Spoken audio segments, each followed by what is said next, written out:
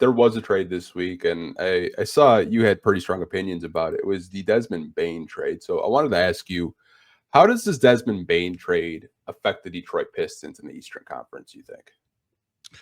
I think it affects them to the fact that the Pistons do have to make a move. What that move looks like, I don't necessarily know because I believe, leading into the draft and then shortly after it, I think we're going to see a lot of player movement. With especially with teams with the tax apron, and then just trying to unload a lot of their big payrolls. So, I think that with the Magic were already good as is. Coming to the season, they were just a good, a young team. Now you're adding Bane along with Franz and Paulo. I mean, I'm not going to sit up here and say, hey, it makes them a favorite to come out the East, but with Jason Tatum missing next season, because he's going to miss all of next season, everybody. So with Jason Tatum being out next season, the East is really wide open. And you're getting a guy like that who is not even in his prime yet, just still coming into his own to pair with those other two guys. It's gonna make Orlando a very tough out, more than they already were. So how this goes into the Pistons is that we know the Pistons are not bringing back this team as constructed next year. People, I don't know if you guys know this. This same team y'all just saw going to playoffs, that same team is not coming back this season. So the Pistons are going to have to do something on the trade market to get better. And we'll just see what that's like over the next couple of days and weeks. But I don't think they can stand pat and try to run it back with the same roster. They're going to have to get better because a lot of other teams are going to try to get better as well. Yeah, I think when Tatum got injured, I think a lot of GMs in the Eastern Conference were like, okay, Boston is going to be not the same team as they were constructed. Cleveland, I mean, there's reports that they were trying to shop Darius Garland, and then he's having surgery. I mean, Cleveland is a team that is an apron team. Yeah. Knicks will probably still be the Knicks. What happens in Milwaukee? Like all the Giannis talk, like Bobby Portis has a player option, Brooke Lopez is a free agent. Um, I think this trade, some people overreact to the 4 first, in my personal opinion, because Desmond Bane is a good basketball player. I just think they thought signing KCP, they were getting the Denver Nuggets NBA champion KCP. The game attached with it.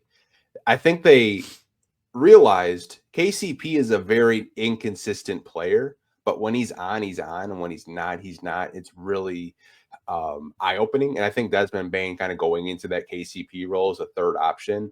Orlando's going to be a really good team. I think Yeah. they'll be a top 5, top 4 team in the East if they can stay healthy.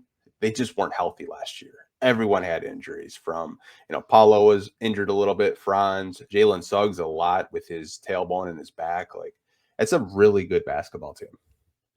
And, just to kind of add on to that, just with the way that the Magic are going to be coming into this season, adding a guy like that and like with the East being wide open, you never really know. I was one of those people that was like, man, they gave up 4 firsts for him.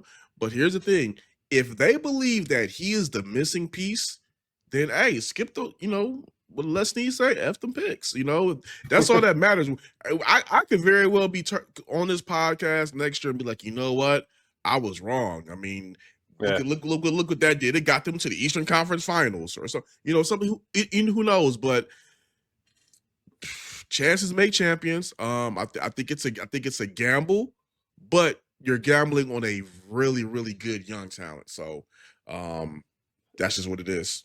Yeah, it's going to be an expensive team to keep together. I don't think they'll all be on the same team 3 years from now. I just don't. Yeah. When you kind of look at like the contracts, like Paulo is extension eligible. He's going to get a bag. Franz is on a deal. That whole core that we were talking about earlier, they're all on big deals. I mean, Desmond Bain signed a big deal in Memphis, so time will tell. Like how good Isn't that the team could Bane possibly was be. the Bane on like a $200 million deal or something like that? Close to it, I To it. believe. Yeah, it's an expensive team, but I think where Orlando is last season they were where the Pistons were at Yeah. in terms of like being that team that no one thought that was going to be a top seeded team in the East. And this year they had more expectations and they had injuries. Mm-hmm. So Mm-hmm. I would just kind of tell Pistons fans, like, Orlando is actually like a year above the Pistons in terms of this like team Yeah, building. absolutely. But I do agree with you. The Pistons can't sit on their hands and just say, hey, we're going to run it back and keep developing our young core. You have to make upgrades on this roster, in my personal opinion. Yeah, the one thing where kind of me and Pistons fans kind of get each other kind of misunderstood is just like, I understand, you know, when you see your team develop the way that the Pistons developed this season really quickly, it's like, oh, I don't want to trade these guys. I want to trade these guys. I want to see it through because, you know, there are instances that happen when you break up a young nucleus too quick. Some of those players go elsewhere and they thrive. We've definitely seen that here in Detroit. I was one of those people who said, "Hey, I think they're getting rid of Chris Middleton a little bit too prematurely." I said the same thing with Dinwiddie, more so on Middleton than Dinwiddie, but I just said with two of those guys, I'm like, hold on to him for just a quick second. And we saw what they became. Middleton became a key piece to an NBA championship team. Dinwiddie's moved around the league, but he's proven to be a quality backup point guard and a quality starter if need be. So the thing about it is, there are times where you have to cash in on windows. Yeah. Right now, I believe this is a window.